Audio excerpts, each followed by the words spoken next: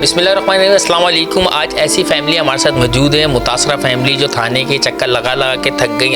आया इनको इंसाफ मिला या नहीं मिला, इन्हीं से जानते हैं। और इनका इशू क्या था, इनका मसला क्या था। इनका मसला ये था कि इनकी एक बेटी थी सुनैना, जिसका नाम था, 22 से 23 साल उसकी उम्र थी। वो पार्लर में जॉब करती थी। एक लड़का था जो सुनैना के भाई का दोस्त था। फिर उस लड़के ने इसकी बहन को रोड पे तंग करना शुरू कर दिया, आते जाते तंग करना शुरू कर दिया, बकौल इन्हीं के कि वो लड़का मुझे तंग करता था। फिर डरा धमका के मुझसे शादी भी कर ली, कोर्ट मैरिज भी हो गई। अल्लाह आलम कोर्ट मैरिज पसंद की हुई या डरा धमका की हुई, लेकिन शादी बहरहाल कोर्ट मैरिज हो गई।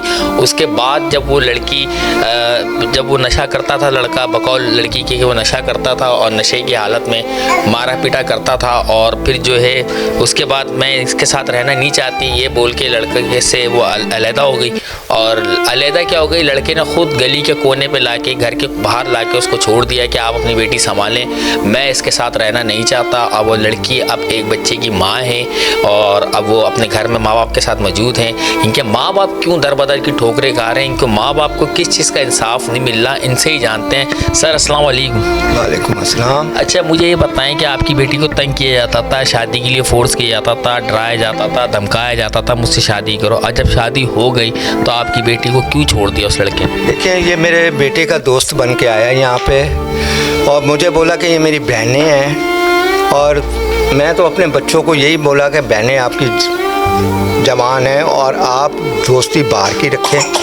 वो आस्ता आस्ता घर में घुसा और बाद में मुझे बोलता है कि आप मेरे बाप की जगह हो, ये मेरी माँ की जगह, ये मेरी बहनें हैं। और जब ये मैं मुतमईन हो गया, मैं तो सुबह 8 बजे जाता हूँ ड्यूटी पे और रात को 8 बजे आता हूँ। और जब आता था तो एक दिन ऐसा हुआ, पिछले साल रमज़ान का 22 तारीख थी, 23 मार्च को आगे रमज़ान था और 22 तारीख को मेरी बेटी घर पे नहीं आई। मैं आया, मैंने इनको पूछा बेटी कहाँ है, और इन्होंने बोला कि वो अभी आ जाती है, 1 घंटे में आएगी, 2 घंटे। इनके घर पे गए, इन्होंने उसको छुपा दिया कि अभी आ जाएगी आपकी बेटी, 2 घंटे में आ जाएगी, सुबह आ जाएगी।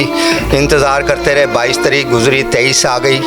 23 के बाद 24 को 25 को इन्होंने हमें जो है ना पार्सल भेज दिया नकाह नामे का कि ये नकाह इनका हो गया। वीडियो भेज दी, हमें बेइज्जत किया गया। तो हम जो है इंतज़ार में रहे। मैं मौत के मुंह में से वापस आया। 3 बजे एक दिन रात को इन्होंने बाहर निकाल दिया बच्ची को। मेरी वाइफ ने नहीं बताया, मैं छत पे सोया हुआ था और इन्होंने इसको धमकी लगाई, पुलिस लेके आएंगे, ये लेके आएंगे। बेटी फिर चली गई। उसके बाद फिर ये चली गई, उसके बाद फिर ये दर बदर की ठोकरें खा रही थी, किराए पे मकान ढूंढ रही थी, भूखी प्यासी। और फिर माँ इसकी ने मुझे बोला कि बेटी ऐसे दर बदर धक्के खा रही है और मैं बोलो आप अगर गुस्सा नहीं करो तो मैं इसको घर पे, मैंने बोला ले आओ। उसके लिए दरवाजे खुले, वो बंदे के लिए नहीं खुले हुए। बेटी को घर पे लाई। ये मेहमान आए हुए थे हमारे यहाँ पे, खाना खा रहे थे। ये भिखारियों की तरह प्लेट लेके खड़ी हो गई कि मुझे खाना डाल के दो। मैंने बोला बेटा तुम्हारा अपना घर है, आप क्यों ऐसे खड़ी हो? फिर इसने खाना खाया। इसके बाद हमने घर लेके दिया, राशन डाल के दिया, सब कुछ डाल के दिया। फिर संडे को नमाज का टाइम, ये बच्ची आती थी सुबह में नाश्ता करती थी और इसकी माँ बोल रही, मैंने बोला बच्ची नहीं आई संडे को। ये गई और बच्ची को मार पीट कर रहा था। मैं गया हूँ और मेरे पे हमला किया। मेरे पास MLO अभी भी है। मेरे को वहाँ पे मेरे दिमाग में चोट लगी और मैं जब वहाँ से मेरे को उसी मालिक मकानों ने घर पे छोड़ा। अच्छा, आप मुझे ये बताएं, आपकी जो मियाँ है वो किसी नशे वशे में रहते हैं या आपको रहना पसंद नहीं है या आप उनके साथ रहना नहीं चाहती, या अगर वो आपसे माफ़ी तलाफ़ी करें, आके माफ़ी मांगे, आपके पैर पकड़ें, या फिर आप जब जाना चाहेंगे या आपको रहना ही नहीं है? क्या आखिरी फ़ैसला है आपका? क्योंकि आपकी वजह से आपके वालिदैन भी परेशान हैं, दर बदर की ठोकरें खा रहे हैं आपको लेके, तो आपका आखिरी फ़ैसला क्या है?